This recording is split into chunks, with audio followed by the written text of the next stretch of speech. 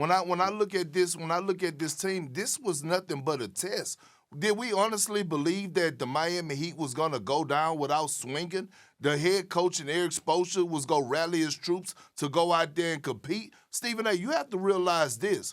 The Miami Heat defense wasn't no slouch. We're talking about Kyle Lowry, Jimmy Butler, Bam Adebayo, and P.J. Tucker. Those four guys in itself are in the elite class as far as defensively. And then you talk about a game plan with Eric Spoelstra. I go back and not revisit Game 6 when a lot of people were criticizing Jaylen Brown and Jason Tatum in the fourth quarter for not getting up shot attempts. But what people wasn't saying was how Eric Spoelstra was sending double teams at Jason Tatum, how he was sending double teams at Jaylen Brown to force others to meet him. And then on another note, Stephen A., when Marcus Smart is at the point guard position, the Celtic offense is so much better. He has been one of the best facilitators in the game today when he is playing his role. I look at some of the shots he had to take in the late game last night when it was late game situation with the shot clock running down. They were denying Jason Tatum and Jaylen Brown the ball.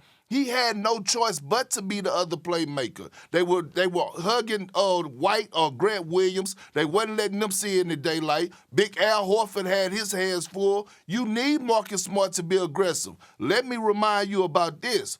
Remember how spectacular Marcus Smart was in Game 2? Do you remember Game 2 of this series when he came back and almost notched a triple-double? That's irrelevant. And those same threes that we saw.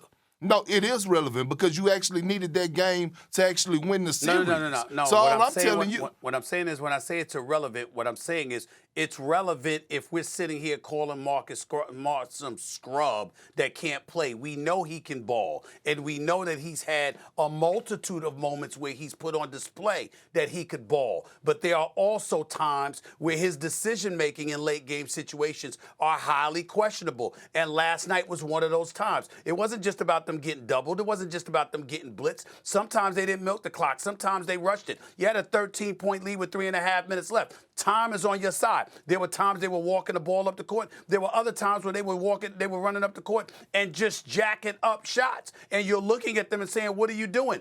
Time is on your side. Milk the clock. Soak it. Do what you have to do. We know that Miami's defense is elite. We get all of that. But a 13-point lead with 3.5 minutes left, there's a 13-point lead with 3.5 minutes left. You went against them 6 previous games. You were 3-3. You went against them for the most part until the last 3.5 minutes of the game, and then you almost lost it. So I'm just saying that I walked away looking at the Boston Celtics, clearly respecting them, understanding they lived up to my expectations, that they won the conference. We get all of that. But in the end, some of those late game decisions, I'm saying against Golden State, that ain't going to cut the mustard. That's all I'm saying.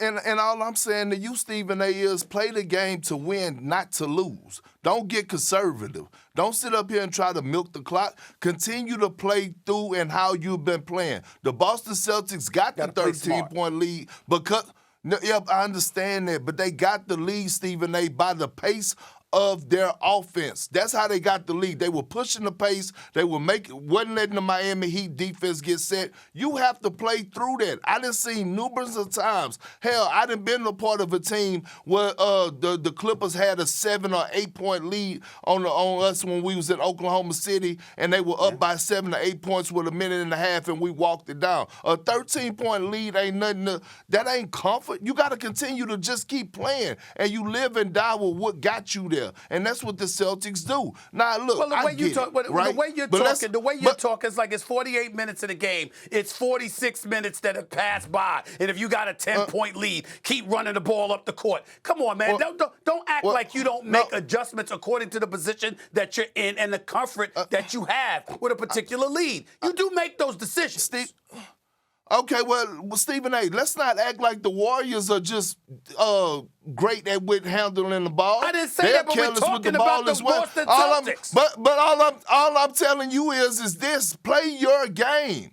Play your game. At the end of the day, is to go out there and get a win. Right. And again, me and you come on here, and here you are. We're talking about offense.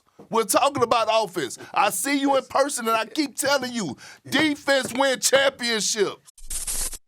Thanks for watching ESPN on YouTube. For live streaming sports and premium content, subscribe to ESPN Plus.